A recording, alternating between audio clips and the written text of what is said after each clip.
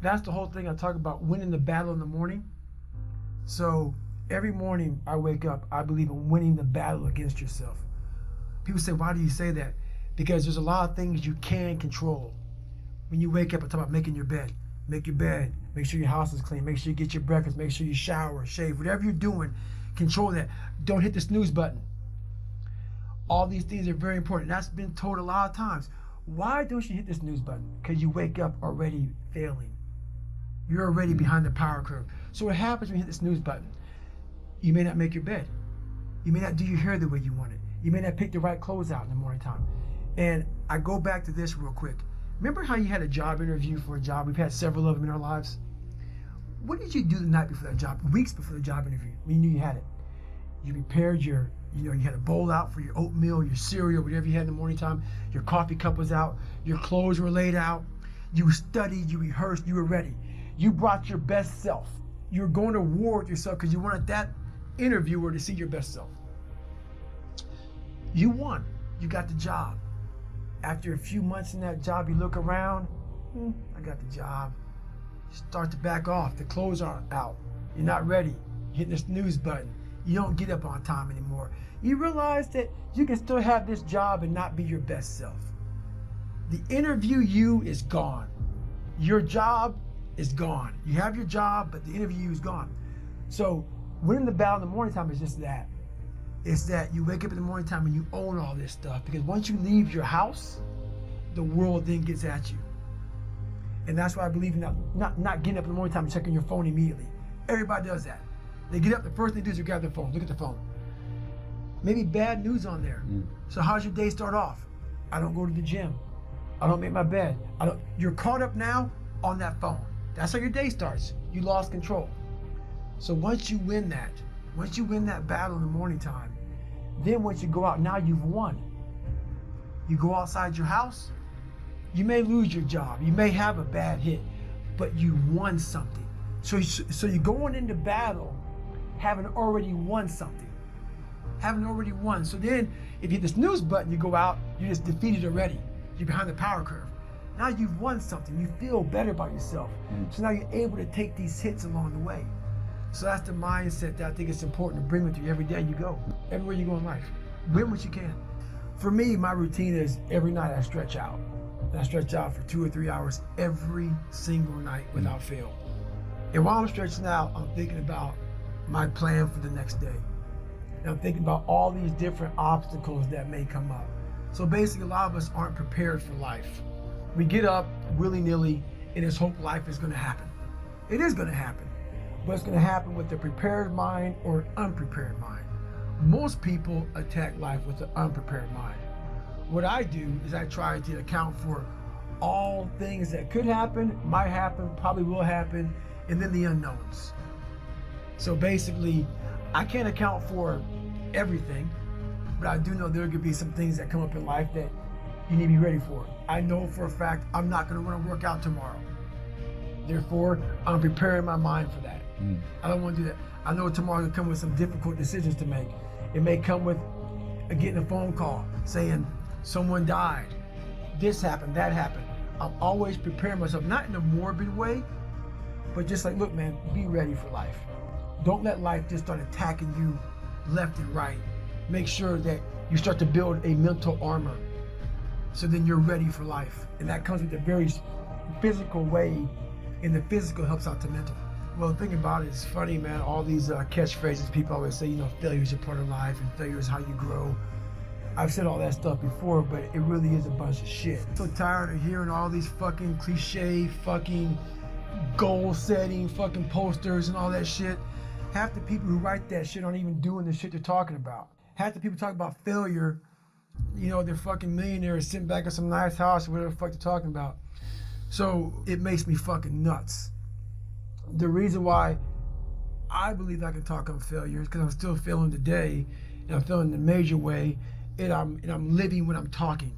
So many people who talk about all this shit, they're has-beens. They're people who used to do it back in the day, now talk about it. Are you living it today? So for me, failure is something that you should be afraid of. It should be afraid of, but that's why you should go out there and challenge yourself to fail. Because if you're not failing at something, that means you've set your goals to pass, to succeed at everything you do, which means you're not setting your goals high enough. So for me, okay, I'm gonna go out and break the Guinness Book of World Records for pull-ups. Lofty goal, which is why I failed it twice before I finally got it. I knew going into everything I've ever done in my life, Navy SEAL training 3 times before I got it. Everything I've ever done in my life took me 3 times before I got it. I knew that there was a huge possibility of failure. But what I gained from failure is this. When you see a movie and you watch a movie about a person who keeps failing, and at the end, they succeed, how do you feel after you watch that movie? I was able to put myself there and say, God, man, how much do you feel now that you finally got there? That's what failure has done to me. I've watched so many things and watched someone succeed at the end of it. It's like, God, I want to feel like that. But failure causes that one feeling. Without that failure involved, you don't have that feeling. If you just pass and you succeed and you're great, that feeling, yeah, okay, I'm good. What takes you years, months, years to accomplish because you just can't get over the hump, but you continue going back to the drawing board. You're looking for those few seconds after you finally figure out the equation, whatever the equation may be, to get you to finally pass, to succeed. I live for that feeling, but I can't get that feeling without going through, fuck, I failed this equation, I failed this one, I failed this one, I failed this one. Oh, I'm figuring it out. So you start to feel it before you even pass, before you even get to the success part. And then once you succeed, the feeling is unbelievable. And you take that feeling of success through failure and you put it in your cookie jar. And you say, I'll come back and get you again. I'm gonna need you again down the road in my life to call on you. Like for instance, I see men and women now are almost all the same. I see women carrying bags. I see women opening their own doors. Like this whole world is kind of meshed into one big person.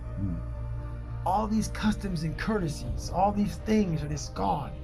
Like, you know, the second that bell rings when the daggone airplane parks, everybody's just up.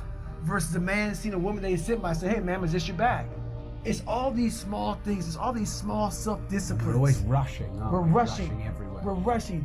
People aren't holding doors. It's all these small things, these small disciplines. Why do you make your bed in the morning time? When I was in the military, I never forgot. I was like, why the fuck are we folding our shirt up this way? Why? Why am I making these hospital corners 45 degrees and then folding my bed back 6 inches, the size of $1? Why am I doing this? All these small things that we do in life are building your mind up for discipline. And all those disciplines are gone. So that's the one thing that we definitely miss is self-discipline. It started off with the Rocky and Rambo movies. You know, those were kind of like my fathers when I was coming up. But then when I finally met this guy named Scott Guerin, this guy that fell off it, you know, he had a parachute accident. A guy crashed through his parachute and he fell 13,000 feet, pretty much to his death because his parachute collapsed and he fell 120 miles an hour to the ground. I mean, a picture in the book. It's disgusting, right? And so he hit the ground, and I met him a couple years later at this CAP, Civil Air Patrol camp. And I'm sitting there, and no kid was like amazed by him. You know, I was like, okay, this is a great story. I'm a kid, let's go. I'm sitting, he comes out, and I was amazed by Rambo. Like at a young guy, like, oh my God, this is the real Rambo. He came out, he had, you know, he got his throat cut open to, you know, to open up his airway. So I saw he got trached, and I saw all these different things. I was like, my God, he came out talking all like Clint Eastwood, and he shared the story, and he's all hardcore. And I started following this guy, but he knew I was following him. So for a week long, he did push-ups and flutter kicks, and all. I was like, man, that is the real Rambo. I was looking for strength my entire life. I didn't have any. I was a really weak kid. My dad beat the living shit out of me and took I was strong as a young kid. But me protecting my mom for so many years in that house, my dad made me very afraid because he beat the shit out of me every time I went at him. So in that, every man wants courage. Every man wants strength. At least this one does. So I found it in every way possible. And when I see a strong guy, I was like, okay, maybe he can teach me. So he didn't know anything about me. So time went on. I left school, you know, and then this guy was in my mind. We had zero money, man. Like at one time we lived in a $7 a month place, government subsidized apartments. Now we live in like a $200 place at this time. I went on a $500 phone bill. And back then, dude, and having no money, my mom wanted to kill me. I was in search of Scott Guerin. Yeah, no Google, no internet. Google, no nothing. Just randomly calling up bases. Air Force bases, man. Calling up Air Force bases, man. Hey, do you know what Scott Guerin? What do you mean? I'm like, who's Scott Guerin? I'm like, he's a pararescue man. A what? Because, you know, pararescue men, you know, there's not a lot of them. So I started getting, okay, there's a PJ base here, a pararescue base here. So I started tracking down pararescue bases. Finally, Key West, Florida. He's a scuba instructor down there in Key West, Florida. I leave a message. He calls back, gets a hold of my mom. I'm like, I cannot believe this guy called me back. My first question to him was, hey man, can I come stay with you for a week? He's like, who the fuck are you, man? He didn't know who the fuck I was. The guy let me come stay with him for a week. I think he said about 4 words to me in the entire week. We PT'd together, and I didn't need to hear words from him. He didn't talk a lot. He was an instructor. I would go to school or to scuba school with him. He would instruct. I'd sit on the couch for 10 hours. Sit in the lounge on the fucking couch for 10 hours. He'd come back, pick me up, we go for a run, he'd go home. We ate fish every fucking day because we had to go out in the ocean, you know, like I would go lobster hunting. I hate the fucking water, I was scared to death, but this guy went in, so I'm going in. And I left there with just one big thing. That's what I want to be. If I was born with a silver spoon and everything was given to me and life came easy, but knowing where I came from and where I'm at now, just because I was able to crack open a few more doors, that's what's disappointing for me, for other people. You know, so it's not that I want to live there, I know I can go there. And once again, I know other people can go there. So I guess that's the thing with me, is I know I have the ability now to go to a place that's very, very hyper-focused, that I can accomplish some pretty amazing feats. Not because I'm amazing, because I allowed my mind to be open-minded for the possibilities of what can I achieve. Most of us fail in life because we're afraid of what everyone around you is thinking. That's 100% truth. So we live by the narrative of other people. When I first called a recruiter to be a Navy SEAL and I was 297 pounds, the first recruiter looked at me and said, "You're not gonna be able to make this, man." So what he was doing was he was projecting his energy on me. He knew he couldn't be a fucking Navy SEAL. So God helped this black guy, because I was only the 36th African American to make it through in over 70 years. How's this black fat guy gonna make it through in my ass? He wouldn't even want to try. So he's projecting. So a lot of us who are negative people, all we do is project how we feel on other people. So what happens is that there's a lot of negative people walking around the planet Earth who are afraid to try. Because a lot of people are very negative in this world. So we are afraid to fail. Why? I told you, man, shouldn't even try it, dude. Just chill out, relax. Why are you so crazy? Why are you so obsessed? So all that stuff drives the quitting mind, I call it. The mind wants to quit. The mind's tired. The mind's tired. The mind's deserving. The mind thinks it's very deserving. So yes, the biggest problem in this world is other people, not yourself. It's other people in your head. They are puppet mastering you pretty much on your life. Because I realized once I was talking to myself the right way and all this shit wasn't in my mind, wow. I went from this piece of shit kid who thought he was dumb, not successful, insecure, who stuttered when I first saw somebody, to a person who can now do all these things just because I now control my own mind. When you get to the point where you really fucking don't care, you're dangerous. You become very, very dangerous. I'm not saying don't care like, I don't care if I do that. No, when you don't care about other people and how they view you, about how you walk, how you talk, how you dress, where you want to go with your life. You know, growing up, I didn't want to tell anybody I wanted to be in the military. Because why? Some of my black friends, I was afraid of what they think. I was afraid of what other people thought about me. So now, when I go in the military, I didn't know you want to fucking join the military. Yeah, I didn't tell you because I was afraid of what you thought. Once again, man, you're allowing other people to shackle your mind. It's the worst thing in the world. Do you think you could go the other way and maybe become a bit cold if you don't care what anyone thinks? Your fiance, your kids, you know, they're not the people around, do you not care what they think? See, that's the thing about it. You have to have an understanding of what not caring means. If your fiance and your kids don't believe in you, you can't care what they think. That means you chose the wrong support staff. There has to be, so that's why a lot of people don't understand one another.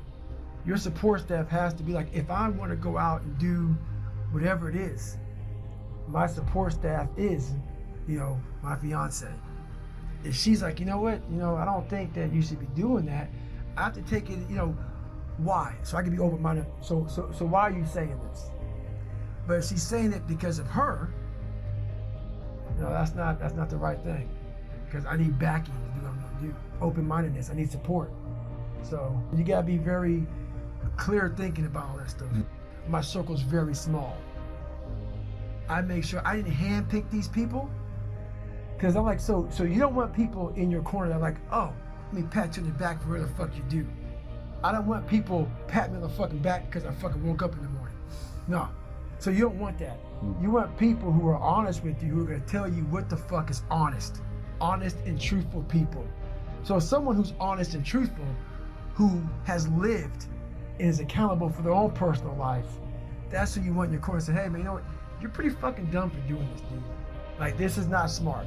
Or you're being a turd today. You're not getting after it. That's who you want in your corner. So you don't want a lot of people, hand-pick people to be in their corner who kiss their fucking ass.